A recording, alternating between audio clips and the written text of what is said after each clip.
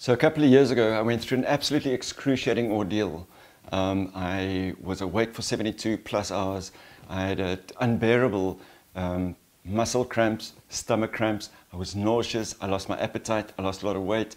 I couldn't sleep. I tried to rock myself asleep. I was pacing up and down. And it was all as a result of secondary effects of me trying to deal with my experience with phantom pain without getting professional help and without trying other solutions than medication, than pharmacological intervention. And I'm going to be talking about that a bit today towards the end of the video. If you're looking for some crazy, I'll tell you everybody's standing in a line for the water slide. So what I've experienced subsequent to my amputation is that we will essentially experience three kinds of pain. The first is the physical pain in the residual limb as a result of the amputation. The second pain we'll experience is something I talk about quite often, which is the emotional pain, some of the emotional after effects of the amputation. And the third is what we'll be talking about today, which is the phantom pain that we experience as a result of the amputation. Now, quite simply, what causes phantom pain is that the nerve endings were severed during the amputation. And I'm not going to be spending a lot of time going into that. Today, I'd much rather look at how I experienced it, how it manifested, and what I did to try and help me deal with phantom pain in constructive ways.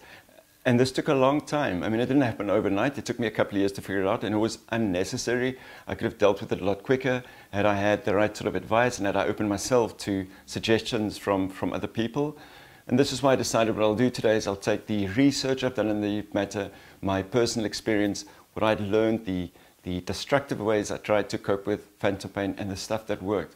And I'm hoping that in passing it on to you, you can avoid a lot of the distress and problems I had, which became such a big obstacle to get to me to where I am today, which is to enjoy quality of life, to really enjoy and get back into the things that I enjoy doing. So I think it's important to understand that phantom pain will manifest in all kinds of different ways. And I want to make it clear that not everybody will experience phantom pain. Some of us will experience sensations, which I will describe as well, so that we don't confuse phantom pain with discomfort. I think it's very important to distinguish between those two before we make a decision how we're going to deal with phantom pain.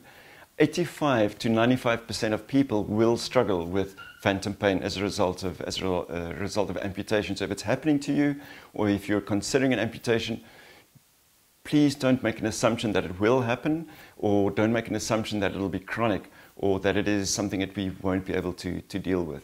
So the pain can be chronic, that is to say that it happens almost constantly, and certainly in the beginning I did experience some of that. It could be intermittent pain, which will manifest from time to time during the day or during the night, and gradually my experience was that it faded out and it became less and less. Once in a while now, occasionally I will still experience a lot of discomfort with phantom pain, but it's a lot less, and it continues to get less and less and less. So if you're struggling with this, please don't give up, and please try not to resort to the self-destructive ways of dealing with phantom pain, to which I'll get in a few minutes. All right, so we come to the two important questions that I think you'd all like to talk about. The first is, what exacerbates phantom pain and phantom sensation? And the second is, what can we do about it? So what it can feel like or look like, it can feel like the limb is frozen in position. You might experience a burning sensation. You might experience itching. You might experience tingling. What I experience most frequently is something that felt like an electric shock.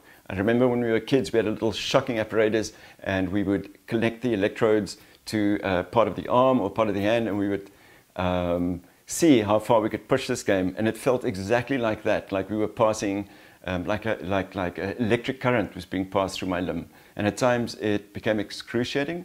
But over time it did get better. There's another sensation I experienced, which is it feels like my shoe is too tight and it's closing in around the foot. At times it felt like throbbing, like the limb was throbbing. And then there's a sensation known as telescoping, which is the sensation that the limb, the amputated limb, is closing in on itself, almost as though it's shrinking into itself. Most of these sensations are completely harmless. In fact, I've found that a bit of sensation as though I still have my foot was a good thing.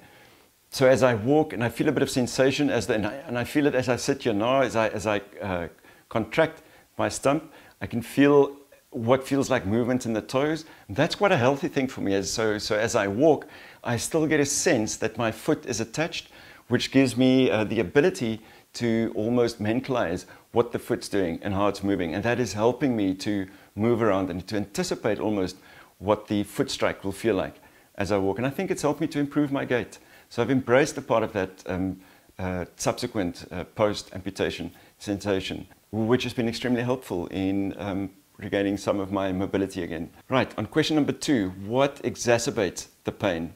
So as you can see, I've got a whole bunch of stuff here, and it's got to do with equipment. Let's talk through that first. So the first is to find the right suspension, that is to say the sock that I put on my leg. So I've got 2 different kinds of socks here. They're both excellent socks. They're both made by Oser. Found that the one is it's a fantastic sock, but it just didn't work for me. It just didn't work for my stump. And then the second, which is called the Electro-Stimulation, is the one that works. It's the one that ultimately provided the best fit for me, for my stump. So be sure to find the sock or the suspension, as it's called, that works best for your residual limb. The second is, and I think this is the most frequently, or the problem that is caused most frequent, which is a socket that isn't manufactured to fit your stump as it should. Especially in the area, the contact area, where it can cause bruising, discomfort, and even abrasions, which ultimately might cause lesions and can lead to infection. So, and this is all got to do with the relationship that I have with my prosthetist, is a knee's ability to be able to listen to what my needs are, and subsequent to the socket being fitted, to be able to make the right adjustments to help me to get a good fit. So the third piece of equipment that is important is the actual joint. Not all of us need to get a joint like this. Some people have a below knee amputation. I have a through knee, as you can see, amputation. So for me, the knee was a really important part of regaining the best possible mobility. Now you get all kinds of different ones. Here you can see 3 different ones. This is Otto Bock, this is called an Aptesco, and this is a Oser Rio. Between the 3 of them, I have found that the Oser has by far provided me with the most comfort and given me the most mobility. And I'm not suggesting that these can't serve a purpose, and I guess it also depends on our budget, but certainly this knee has made such a big difference, and I'm able to embrace my quality of life again, and in how I move, and what the impact on my stump, to what an extent the impact could cause damage to the bottom end of the stump. So ultimately what I'm suggesting is that we have the right socket for the job, that we have the right suspension or sock to fit around the stump, to go into the socket, that we find the right knee, the knee that really works for us, and attach that we have the right foot, so that the whole prosthetic system comes together in one functional, comfortable, usable piece of equipment. An important aspect of all this equipment is for our prosthetist to get the correct alignment. So I have a fantastic system here with my socket and my Oser equipment, but if this equipment is not properly aligned, it's going to cause lateral movement as well as vertical movement, or pump action, we call it, which will cause damage to the residual limb, to the stump, which can exacerbate phantom pain. I'm not saying it's the cause of phantom pain, but it can drastically exacerbate what we experience as phantom pain. Another factor that exacerbated my phantom pain was insufficient rest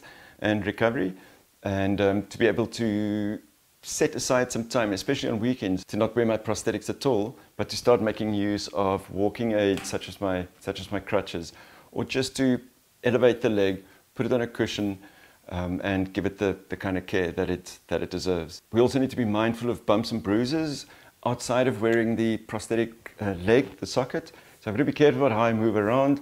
And in the beginning, because I was unaware of what I was doing with my stump, I tended to knock it, especially when I was in the shower, when I was moving around in the bedroom, or even falling with my crutches, which can result in quite a nasty accident and a lot of permanent damage. Also, extreme weather, especially cold, often exacerbated my phantom pain. But most importantly, not acknowledging my limitations and overdoing things often increased the effects or the sensations of phantom pain. And then finally, and this is something that always surprises me, is that people spend thousands and thousands of dollars on good prosthetic equipment and then wear insufficient or inadequate footwear. I only wear two kinds of footwear. The one is the product called Solomon, and the other one is Adidas. They've got good grip. They have very little movement around the foot. To have a prosthetic leg which fits perfectly, which is perfectly aligned, and then to have footwear which moves around at the bottom of that, negates all the hard work and money that we put into a decent prosthetic leg.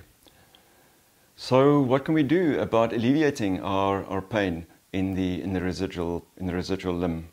Number one is rest. As I said earlier, that is to set aside a period or time in every day or every week whereby I give my stump some rest just to recover from all the from the beating that it gets from walking around on a prosthetic leg. The second is to expose my stump when I'm moving about, as I spoke about earlier. The third is something that I think we don't consider often enough, which is weight loss.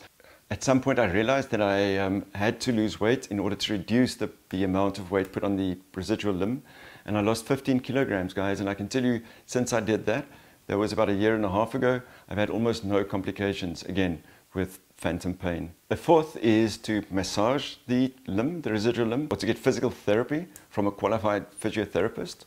A fifth way of dealing with it is either to heat, to give it some heat, or to cool it with an ice pack. The sixth is electro-stimulation. I bought myself a little machine that sends out electrical pulses that I attach to the stump from time to time. A seventh method I applied was to create another sensation. So I would take a little brush or something similar and just rub it gently on the stump to give it a different sensation, or just to alleviate some of the pain sensation. I suspect this is not going to work for anyone or for everyone, but certainly it worked for me. An eighth way I used to deal with it was to use different creams. The ointment I found used the best was arnica. I also used a minty lotion, and there was a period where I used camphor cream to apply to the stump, which brought me relief. So now I'm going to come to the last point, which ties back to the way I began. What I described in the beginning was severe withdrawal from opiates. Now, for me, when I hear the word opiates and I think of how many opiates are prescribed to try and help us cope with phantom pain, it infuriates me. I've heard such horror stories of people becoming addicted to an assorted amount of painkillers like Vicodin, like Oxycontin, like fentanyl, like Tramadol, like Percocet, like Pethidine, and the list goes on. Guys, this is a deep, dark hole that some of us fall into. When I was in the hospital after I had the accident that caused ultimately the loss of limb, I was put on Pethidine to help me to cope with pain, and my history with addiction started right there. It started with physical pain relief in the beginning, but in the end I was also abusing it to help me to deal with emotional experience of having lost a limb. There are more benign medications that doctors can prescribe to help us deal with phantom pain. There are certain antidepressants which have the effect of lessening the pain or the experiences. There are beta blockers. But ultimately my red flag warning today, and I plead of you, please, to as an absolute last resort, to consider opiates as a form of pain relief. Okay guys, that's my first short film on phantom pain. I will be elaborating on each aspect that I spoke about today. I will also talk more about the actual medical side of things that leads to phantom pain. So thank you for joining me today. For those that haven't subscribed, please do so. And I will be bringing a ton of content to help us deal with our life as an amputee or as a disabled person. And I hope to hear from you guys about your experiences so that I can convey it back to others and we can share this and form a community of amputees in order to help each other. I'll see you in the next one. Ciao.